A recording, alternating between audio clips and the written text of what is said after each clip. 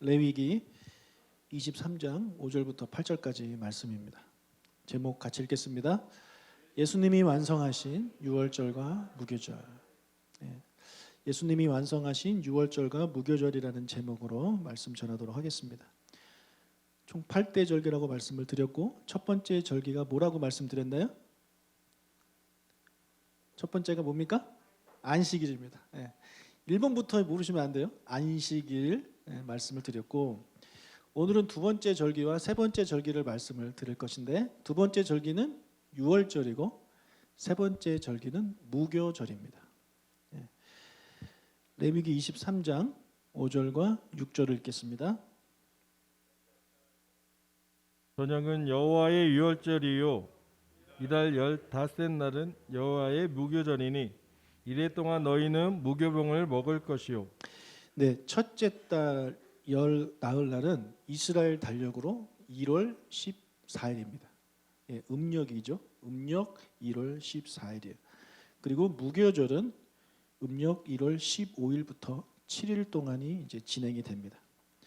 이 날짜는 유대인의 음력이기 때문에 매년 날짜가 바뀝니다. 그래서 현재는 양력으로 3월이나 4월 정도 돼요.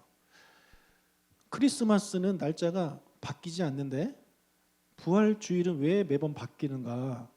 여러분 그것에 대해서 궁금해하셨던 분들이 계실 것입니다. 부활주일의 날짜가 매년 바뀌는 이유는 유월절의 날짜가 매년 바뀌기 때문에 그렇습니다. 유월절이 지난 첫 번째 주일이 우리가 바로 부활주일로 지킵니다. 그래서 우리가 부활주일을 지키면 지난 주간에 유월절이었구나 이렇게 이제 생각하시면 돼요. 그래서 부활절 하면 유월절과 무교절이 이제 같이 이제 있는 그 시간이라고 이제 이해를 하시면 되겠습니다.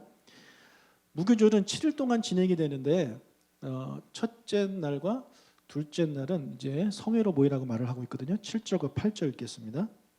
그 첫날에는 너희가 성회로 모이고 아무 노동도 하지 말지며 너희는 이래 동안 여호와께 화제를 드릴 것이요 일곱째 날에도 성회로 모이고 아무 노동도 하지 말지니라. 네, 성회로 모이라는 것은 우리가 안식일을 통해 배웠죠.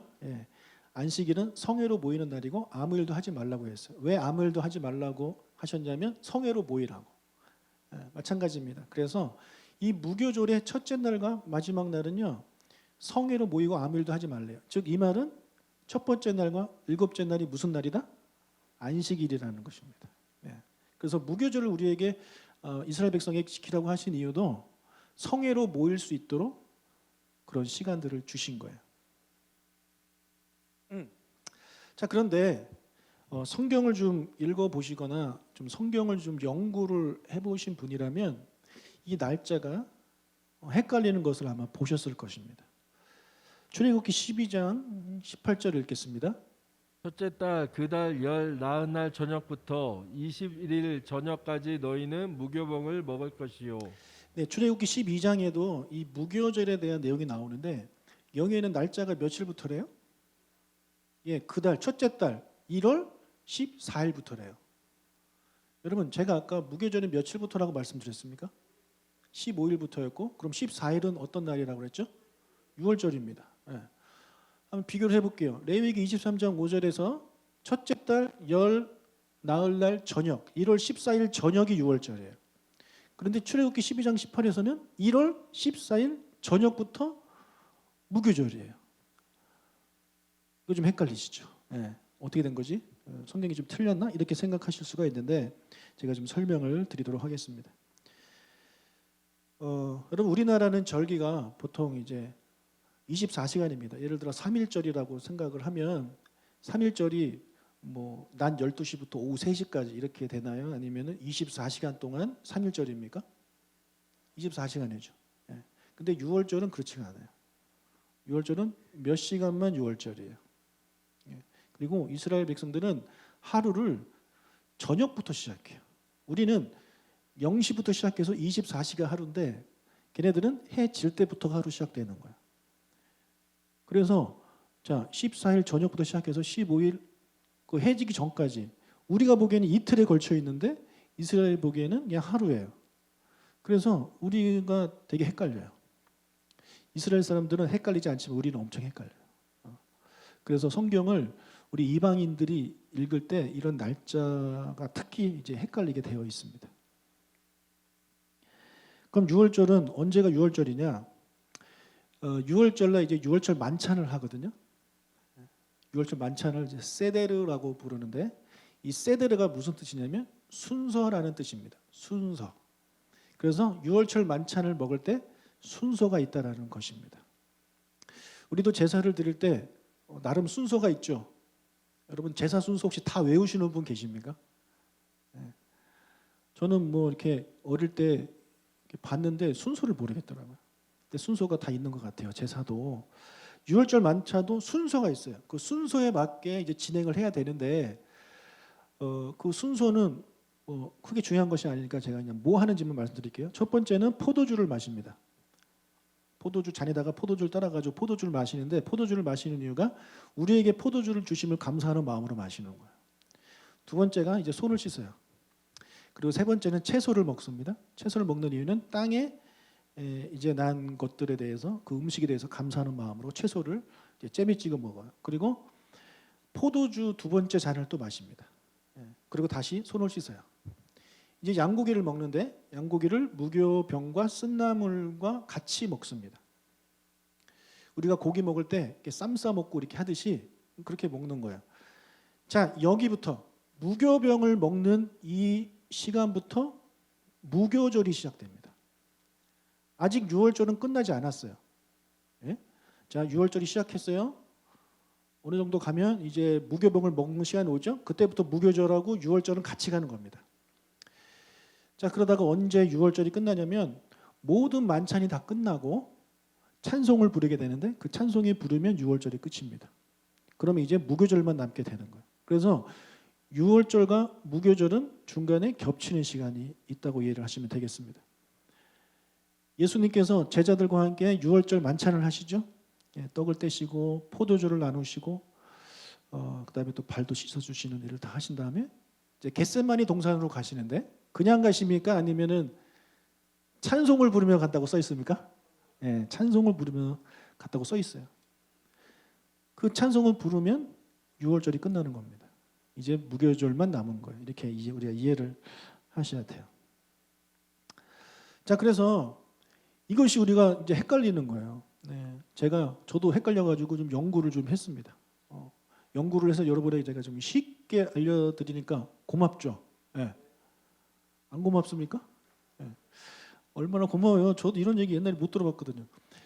그래서 유월절과 무교절은 이어서 있지만 겹치는 시간이 있고 유월절은 하루 종일이 아니라 그때까지가 유월절이라고 이해를 하시면 되겠어요.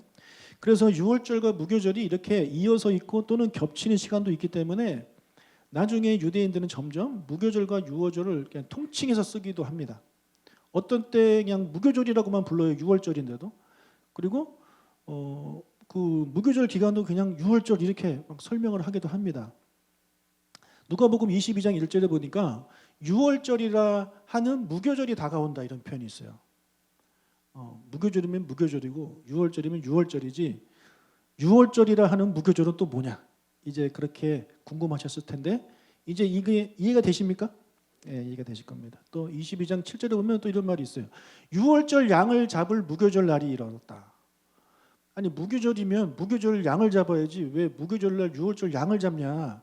이렇게 이제 생각하셨을 텐데 이것도 이제 설명이 되는 거예요. 무교절 첫날이 유월절과 겹치는 거잖아요. 그래서 유월절날 먹을 유월절 양을 언제 잡냐면 유월절 그날 우리가 보기에 그날 낮에 잡는 거죠. 예. 무슨 말인지 이해하시죠? 그래서 그 무교절 첫날이 유월절 양을 잡는 날이에요. 그냥 유월절 양을 잡을 유월절이 다가왔다 이래도 뭐 틀린 말은 아닙니다. 이렇게 유월절과 무교절에 대해서 날짜에 대해서 제가 지금 좀 설명을 드렸어요. 이제는 여러분 날짜가 중요한 게 아니지 않습니까? 이 날이 어떤 날인지, 왜 하나님은 이 날을 지키라고 하셨는지에 대해서 우리가 알아봐야 되죠. 이게 중요한 거예요. 이게 이 정거 가지고 싸울 이유가 하나도 없어요. 날짜 몰라도 돼요. 예. 여러분 우리나라 음력 1월 14일도 언제인지 모르는데 여러분 우리가 이스라엘 달력 음력까지 알아야 됩니까? 예. 우리 부모님도 생일이 다 음력이어가지고 맨날 생일 지난 다음에 아이고 오늘 엄마 생일이었네. 뭐 이렇게 후회한 적 많이 있지 않습니까? 우리나라 그 음력하고요, 이스라엘 음력은 또 달라요. 그렇기 때문에 여러분 이스라엘 그 달력으로 음력 1월 14일이 언제인지 궁금해하실 필요 없어요. 그냥 부활절이 오면 아 부활절 그 전주가 그냥 6월절이구나 그렇게 생각하시면 됩니다. 여러분 6월절과 무교절의 시작은 한 사건에서 같이 나옵니다. 그 내용은 출애굽기에 나오죠. 애굽에 요셉이 팔려가잖아요. 요셉이 팔려갔는데 흉년 7년 흉년이 오지 않습니까? 그래서 먹을 것이 없으니까 야곱이 그의 아들들을 애굽에 보냅니다. 가서 먹을 거 좀 이렇게 사오라고. 사러 갔다가 누굴 만나냐면 요셉을 만나죠. 근데 요셉이 총리가 되어 있잖아요. 그래서 요셉이 형들한테 말합니다. 아버지 모시고 오라고. 여기에는 먹을 것이 많으니까 또 내가 돈도 많고 힘도 있고 권력도 있으니까 우리 아버지 식구들 내가 다 케어할 수 있다고. 그래서 한 70명이 이렇게 내려옵니다. 그러니까 이민을 다 온 거예요. 이민을. 그리고 거기서 약 430년을 이스라엘 백성들이 살면서 엄청나게 숫자가 늘어나기 시작합니다. 하나님이 그들을 보내신 이유는 다 있는 거예요. 자, 그렇게 살다가 이제 요셉이 죽고 요셉이 죽은 다음에 다른 바로 왕이 이제 애굽을 다스리면서 그 중에 나쁜 바로 왕이 있었을 거 아닙니까? 그가 이스라엘 백성들을 이제 노예로 삼았습니다. 우리보다 얘네들이 더 무럭무럭 잘 자라고 그 수가 번성하니 이제 겁이 나는 거죠. 그래서 노예로 삼아 버려요. 그래서 언제부터인지 모르지만 이스라엘 백성들이 애굽 땅에서 노예로 살기 시작했습니다. 종으로 살기 시작한 거예요. 그래서 이스라엘 백성들이 하나님께 간구하죠. 하나님, 우리를 구원해 주십시오. 우리를 구원해 주십시오. 이렇게 기도합니다. 하나님이 그 기도를 들으시고 모세를 보내시죠. 모세를 보내가지고 바로한테 우리를 하나님의 백성을 내보내 달라라고 말을 하지만 바로가 거절하죠. 그래서 시작된 것이 10가지 재앙입니다. 이 10가지 재앙 중에 마지막 재앙이 뭐냐면 장자가 죽는 재앙입니다. 애굽 땅에 있는 모든 장자가 죽는 재앙이에요. 사람뿐만 아니라 동물의 첫 번째 새끼도 죽는 겁니다. 저는 장자가 아니라서 저랑 상관이 없습니다. 근데 여기 장자분들은 그 당시에 애굽에서 태어났으면 그냥 죽어야 되는 그런 운명인 거죠. 자, 이 10번째 재앙에서 유월절과 무교절이 나오게 되는 겁니다. 여러분, 애굽의 장자만 죽는 것이 아니라 애굽 땅에 살고 있던 모든 민족의 첫 번째 아들이 죽는 거예요. 그래서 당시 애굽 땅에 이스라엘 백성이 살고 있었기 때문에 이제 죽지 않으려면 어떻게 해야 되냐면 애굽 땅을 벗어나면 돼요. 그런데 노예니까 애굽 땅을 벗어날 수가 없잖아요. 그래서 죽을 수밖에 없는 그런 운명에 지금 처하게 된 것입니다. 출애굽기 11장 5절 읽겠습니다. 애굽 땅에 있는 모든 처음 난 것은 왕위에 앉아 있는 바로의 장자로부터 맷돌 뒤에 있는 몸종의 장자와 모든 가축의 처음 난 것까지 죽으리니. 네, 이런 재앙이 이제 예고가 된 거예요. 자, 그런데 하나님께서는 이스라엘 백성들이 이 재앙을 피할 수 있는 그 길을 알려주시죠. 출애굽기 12장 1절 또 3절입니다. 여호와께서 애굽 땅에서 모세와 아론에게 일러 말씀하시되 이 달을 너희에게 달의 시작 곧 해의 첫 달이 되게 하고 너희는 이스라엘 온 회중에게 말하여 이르라. 이 달 열흘에 너희 각자가 어린 양을 잡을지니 각 가족대로 그 식구를 위하여 어린 양을 취하되. 여기 나오는 이 달이 바로 1월이에요. 1월. 근데 여러분, 이스라엘 백성은 이 새해가 4개나 됩니다. 우리는 새해가 몇 개입니까? 2번이죠. 우리 양력 1월 1일이 있고 음력 1월 1일이 있는데 유대인들은요, 이 4개나 돼요. 정말 복잡하게 사는 사람들. 그래서 머리가 좋은 것 같아요.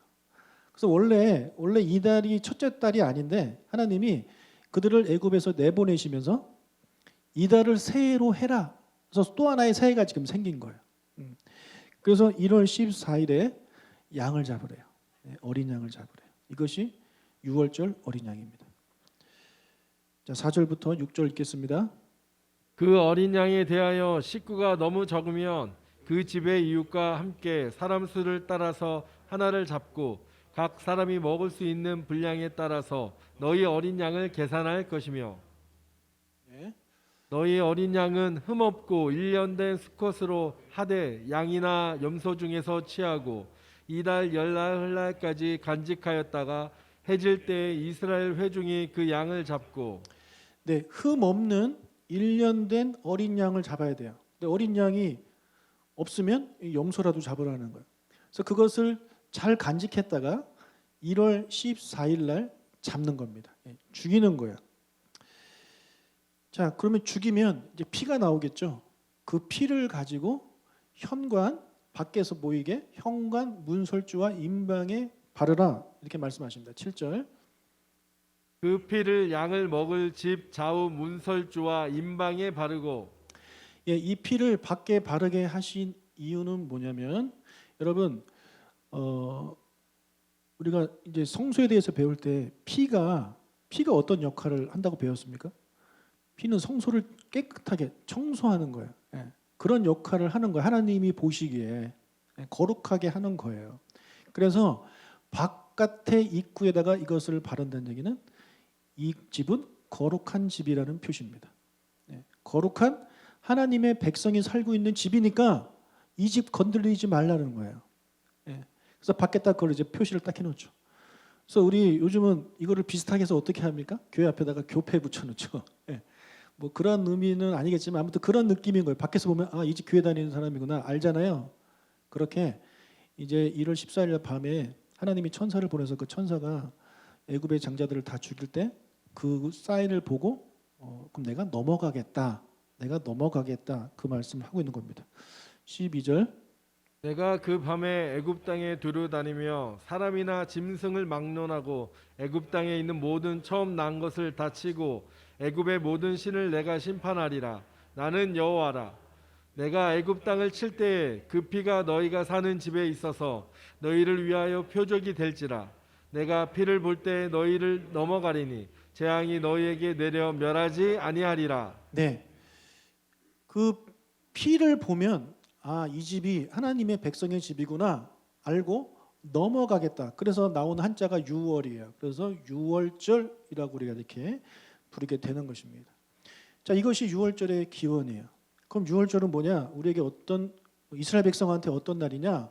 죽을 수밖에 없는 장자를 살려주신 날입니다. 예. 죽을 수밖에 없는 장자를 살려주신 하나님의 은혜를 기념하는 날입니다. 이것이 유월절이에요.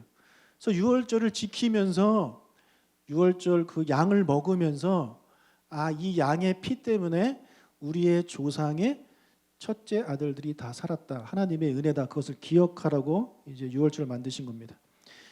자, 이제 그 피를 이제 발랐으면 이제 고기가 남잖아요. 이제 고기를 먹어야 하는데요. 8절부터 10절까지 읽겠습니다.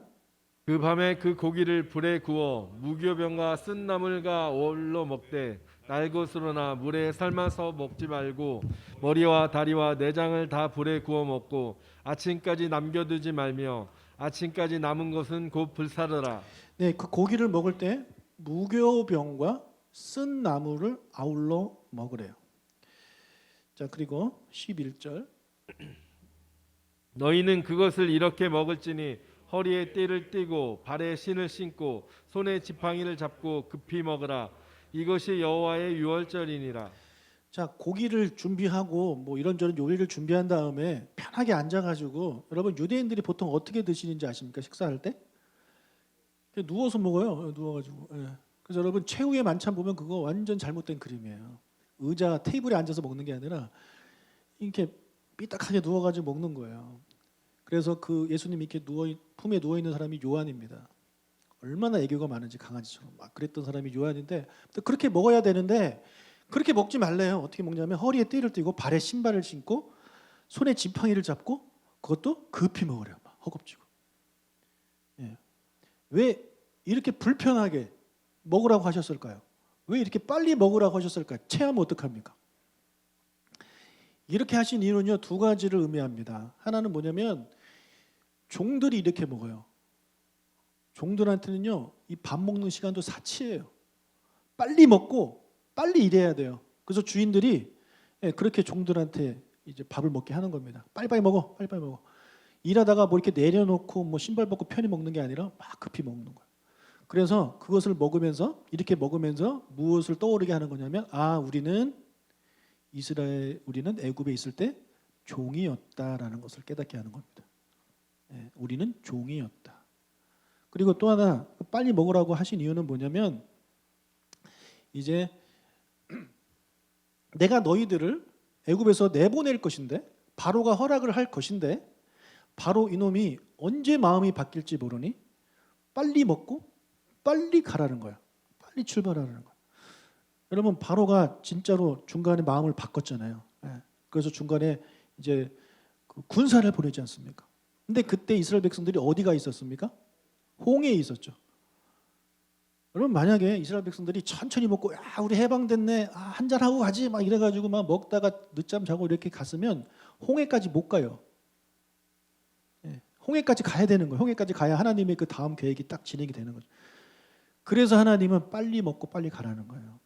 그래서 이것을 먹으면서 빨리 먹으면서 또 무엇을 떠올리겠어요? 하나님께서 우리를 홍해에서 구원하셨다. 우리가 홍해까지 갈 수 있도록 그렇게 하셨다. 하나님의 그 구원하심을 기억하게 만드는 것입니다. 그래서 빨리 먹는 거예요. 근데 이제는 유대인들이 그렇게 빨리 먹지 않더라고요. 편하게 먹습니다. 여러분 이 말씀대로 하나님이 그대로 행하세요. 그대로 행하셔가지고 2월 14일 날 그런 재앙이 이제 일어나게 돼서 그 피를 바른 이스라엘의 장자들은 다 살았습니다. 다 살았어요. 그리고 이스라엘 백성들은 다 서둘러 이집트를 탈출해서 홍해까지 가게 되었습니다. 이것은 이제 여러분 출애굽기에 다 나오는 그런 내용이죠. 여러분 모세를 그들의 구원자로 보내시고 그리고 첫 번째 재앙부터 시작해서 10번째 재앙을 통해 하나님께서 이스라엘 백성들을 이 애굽의 종에서 탈출시켜 자유인이 되게 하신 것을 기념하게 하신 것이 바로 무교절입니다. 무교절은 그런 이유를 가지고 지키는 거예요. 출애굽기 12장 17절 너희는 무교절을 지키라. 이날에 내가 너희 군대를 애굽 땅에서 인도하여 내었음이니라. 그러므로 너희가 영원한 규례로 삼아 대대로 이날을 지킬지니라. 네. 그래서 여기 내가 너희 군대를 이 군대가 이스라엘 백성을 말합니다. 너희를 애굽 땅에서 인도하여 내었다. 이것을 기념하라라는 거예요. 여러분 정리할게요. 6월절과 유교절은 이 10번째 재앙에서부터 이제 시작이 되지만 각각이 기념하는 것은 다릅니다. 6월절을 통해서 우리가 기념해야 될 건 뭐냐면 죽을 수밖에 없었던 이스라엘의 장자를 하나님이 살려주셨다를 기념하는 것이고 무교절을 통해서는 뭐냐면 종이었던 우리를 하나님이 구원하여 주셔서 자유인이 되게 하셨다. 이 두 가지를 이제 기념하게 하신 것입니다. 이해가 되시죠? 네. 자 그러면 6월절의 장자가 죽지 않고 살아난 것과 6월절이 종에서 자유인이 된 게 우리랑 무슨 상관이 있습니까? 그들이야 뭐 기쁘고 좋아할 만 하겠지만 우리가 무슨 상관이 있어요? 여러분 미국의 독립운동일이 독립기념일이 며칠인지 아세요? 관심 없으시죠? 7월 4일인데 우리는 그날 관심이 없어요. 반대로 미국 사람들이 우리 광복절 뭐 기억할까요? 상관없는 날입니다. 완전 다른 민족이기 때문에 마찬가지예요. 우리가 이스라엘 백성들이 구원받고 종에서 자유 얻은 게 나랑 무슨 상관이 있습니까? 뭐하러 우리가 그것을 기억을 해야 돼요? 뭐하러 우리가 그걸 지켜야 되냔 말이에요. 지킬 필요가 없는 거예요. 자 그런데 예수님께서 우리와 전혀 상관없는 이 6월절과 무교절을 너무나도 상관 있게 만드신 거예요. 완성하신 거죠.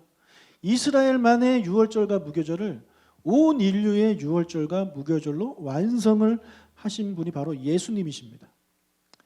자, 죽을 수밖에 없었던 이스라엘의 그 장자들을 살린 게 바로 어린 양의 피거든요. 그래서 예수님이 이 땅에 오셔가지고 죽을 수밖에 없는 이스라엘 장자가 아니라 모든 사람들, 모든 인류, 남자, 여자 뭐 가릴 거 없이 다 죽을 수밖에 없는 이 인류를 예수님이 어린 양의 어린 양으로 오신 예수님께서 그 피를 통해서 우리를 살려주셨다는 거죠. 여러분, 예수님은 그래서 우리가 그 유월절 양이라고 불러요. 자, 고린도전서 5장 7절입니다. 너희는 누룩 없는 자인데 새 덩어리가 되기 위하여 묵은 누룩을 내버리라. 우리의 유월절 양 곧 그리스도께서 희생되셨느니라.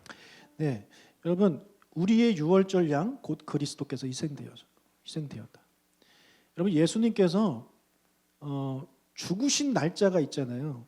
예, 유월절 시작해서 그 다음 날 돌아가십니다. 그러니까 아까 말씀드렸다시피 유월절과 무교절이 이제 혼용돼서 사용됐기 때문에 그냥 유월절이라고 이렇게 이해를 하셔도 됩니다. 그 유월절에 예수님이 돌아가신 거예요. 예. 아무 날짜에 돌아가신 것이 아니라 유월절에 돌아가신 거예요. 여러분, 모세가 준 율법은요, 그 전에 훨씬 오래된 몇천 년 전에 주신 그런 율법인데 몇천 년 뒤에 오신 예수님이 그 날에 죽은 거예요. 그래서 우리가 성경을 연구하면 연구할수록 이건 정말 놀라운 책입니다.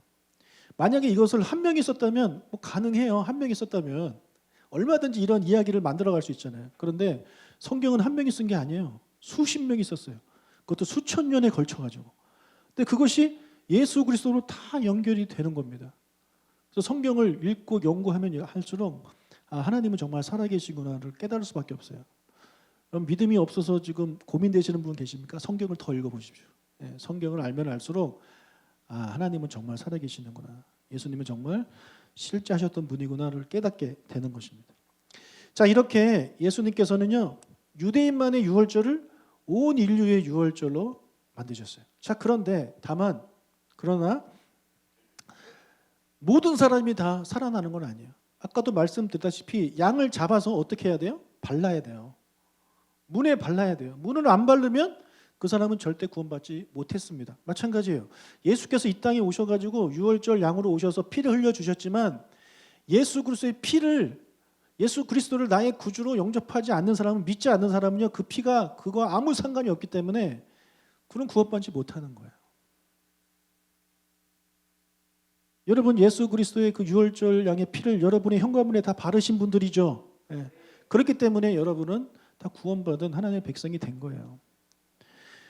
무교절도 마찬가지입니다. 무교절은 애굽의 종이었던 이스라엘을 하나님의 자녀로, 자유인으로 만들어 주신 것을 기념하는 것인데, 우리가 예수님 믿기 전에는 죄의 종이고 사탄의 노예로 살았던 우리들입니다. 그런 우리를 예수 그리스도가 오셔서 그의 피로 우리를 자유하게 하셨어요. 하나님의 자녀가 되게 하셨어요. 종에서 자유를 얻게 하신 거예요. 죄에서 자유를 얻게 하신 거예요.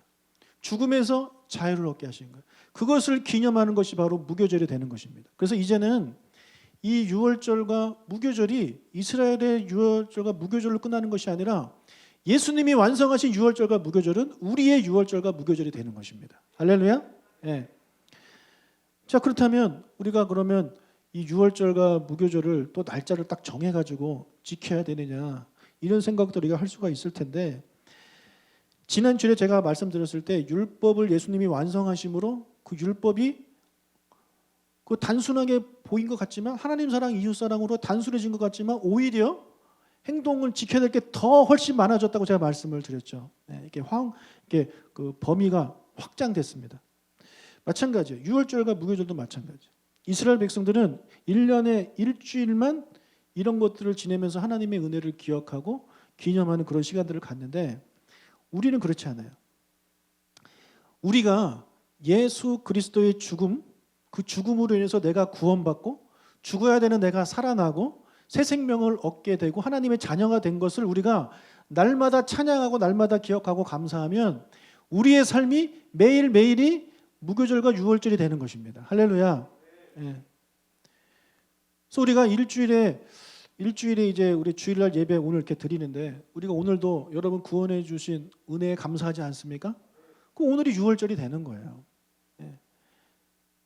죄의 종에서 구원해 주신 하나님의 은혜를 감사한다면 오늘이 무교절이 되는 거예요. 특별히 우리 개신교에서는 금요일 날 저녁에 금요 예배 또는 금요 기도회로 드리지 않습니까? 예. 왜 금요일 날 드리는지 혹시 아십니까? 예, 금요일 날이 바로 예수님이 십자가에 돌아가신 날이시기 때문에 그렇습니다. 예수님의 유월절 어린 양 대신 예수님이 죽으신 날. 그러니까 하나님이 그날 유월절 양을 잡으신 날이에요. 예수님이 돌아가심으로 우리가 구원받은 날. 예수님이 돌아가심으로 우리가 자유인이 된 날. 그것을 기념해서 우리가 금요일 날 모여서 예배를 드리는 거예요. 예, 금요일이 뭐 기도하기 좋아서 그게 아니라 그런 의미를 가지고 우리가 금요일 날 기도하는 거예요. 그래서 우리가 살아가면서 하나님의 은혜, 우리를 구원해 주신 은혜를 늘 기억해야 되는데 여러분 늘 기억하면서 사십니까? 아니잖아요. 잊고 살잖아요. 우리가 잊고 살잖아요. 솔직히 잊고 살잖아요. 우리가 언제 그것을 기억해요?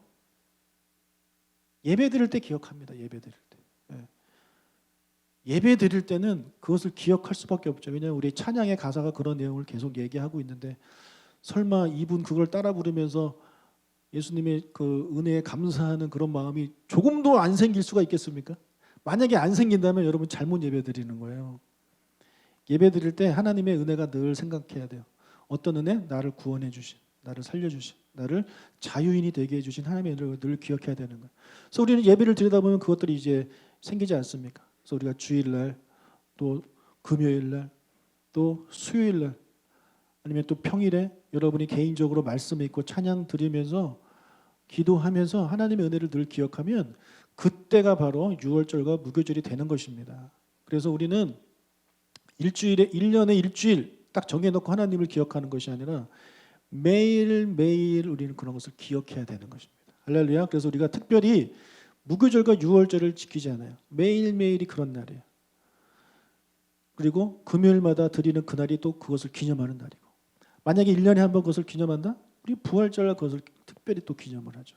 그래서 우리는 1년에 한 번이 아니라 1년에 한 번, 1년에 52번, 1년에 365번을 무교절과 유월절로 지키는 우리가 되어야 하는 것입니다. 할렐루야. 그럼 우리가 되시길 주의 이름으로 축복합니다. 아멘. 우리 같이 찬양하겠습니다.